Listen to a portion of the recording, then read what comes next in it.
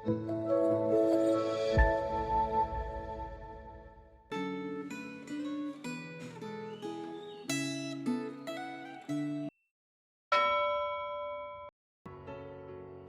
jemaat kasih dalam Tuhan, renungan Gemah hari ini 24 Januari 2026 dengan tema Imam Besar yang Melayani Hingga Kini yang terambil dari Ibrani pasal yang ke-7. Sebelum kita membaca firman, merenungkan firman Tuhan, mari saya mengajak kita terlebih dahulu berdoa kepada Tuhan. Mari kita berdoa. Tuhan, terus tuntun kami supaya hidup kami menjadi orang-orang percaya yang senantiasa rindu belajar kebenaran firman dan melakukan firman Tuhan. Berbicaralah kepada kami, dan biarlah Allah Roh Kudus menolong kami memahami dan melakukan firman Tuhan. Di dalam nama Tuhan Yesus kami berdoa dan bersyukur.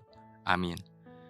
Saya akan baca ayat yang ke-24 dan 25 untuk setiap kita. Namun, karena Ia tetap selama-lamanya, imamatnya tidak dapat beralih kepada orang lain. Karena itu, Ia sanggup juga menyelamatkan dengan sempurna semua orang yang melalui Dia datang kepada Allah. Sebab Ia hidup senantiasa untuk menjadi perantara mereka. Jemaat kasih dalam Tuhan, jabatan imam besar dalam Perjanjian Lama umumnya berlaku seumur hidup. Jabatan itu bersifat turun-temurun, diteruskan dari ayah kepada anak sulungnya dalam garis keturunan Harun. Namun ada beberapa kondisi yang menyebabkan seorang imam besar berhenti menjabat, yaitu bila ia meninggal atau melakukan pelanggaran serius berupa dosa besar atau tidak setia kepada Allah, seperti yang terjadi kepada Imam Eli dan keturunannya. Imam Eli diganti oleh orang lain yang ditentukan Allah agar pelayanan kepada umat tidak terhambat. Pembatasan jabatan imam besar tidak berlaku untuk Yesus Kristus. Jabatan imam besar Kristus bersifat melekat selama-lamanya. Imamatnya tidak dapat beralih kepada orang lain. Ada dua hal penting berkaitan dengan Kristus sebagai imam besar yang jauh lebih unggul dan sempurna dibandingkan dengan imam besar dalam Perjanjian Lama. Yang pertama, Kristus adalah jaminan bagi perjanjian yang lebih baik di dalam ayat yang ke-22. Sebagai jaminan, Dia memastikan terpenuhinya syarat keimaman perjanjian, sehingga Ia layak menjadi penjamin dalam perjanjian yang baru. Ia memampukan orang percaya menerima keselamatan melalui kematian dan kebangkitannya. Artinya, keselamatan tergantung pada apa yang Ia lakukan, bukan pada kemampuan manusia memenuhi hukum. Yang kedua, Kristus adalah imam besar yang menjadi perantara antara Allah dan manusia.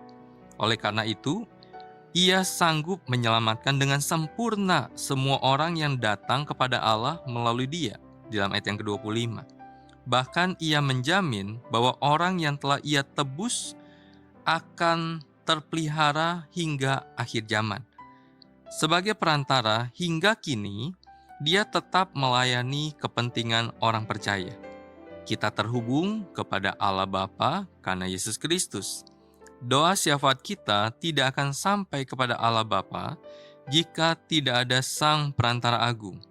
Dialah yang menyampaikan doa syafaat kepada Allah Bapa agar milik kepunyaannya dilindungi, dikuduskan, dan dipersatukan dengan Bapa. Orang percaya hidup dalam kasih, baik kepada Bapa maupun kepada sesama seperti yang telah Ia ajarkan dan peragakan. Di dalam Yohanes pasal 17 ayat yang ke-6 sampai ayat yang ke-26 yang bisa kita baca. Karya Kristus yang menyelamatkan hidup kita tidak berhenti di masa lalu. Kasih dan kepeduliannya tetap bekerja hingga saat ini. Sebagai imam besar, Ia turut merasakan kelemahan kita. Di dalam Ibrani 4 ayat yang ke-15. Kelemahan ini mencakup segala hal kelemahan, baik fisik, mental, maupun rohani. Ia tidak membiarkan kita berjuang sendiri dalam menghadapi kelemahan, tetapi Ia mendampingi kita senantiasa. Ia turut menderita dan mengambil bagian dalam kelemahan kita.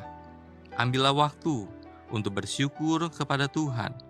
Setelah dikuatkan oleh Kristus, apakah Anda telah menguatkan iman orang lain.